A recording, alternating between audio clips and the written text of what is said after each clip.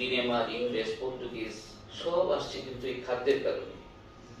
এবং এটা ছিল গ্রিনল্যান্ড, এবং এখানে খাদ্য উৎপাদন হতো এবং এইসব খাদ্য সারা বিশ্বে চলে যেত। সম্মানিত উপস্থিতি, ডেন্স পপুলেশন এই জন্যই বাংলাদেশে।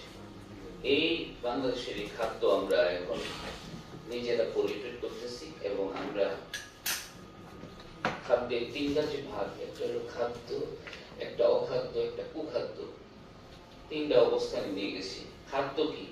খাদ্য হলো যা ক্ষুধা নিবারণ করে, যা শরীরের শক্তি যোগায়, যা শরীরের বৃদ্ধি সাধন করে, যা রোগ প্রতিরোধ ক্ষমতা বাড়ায়।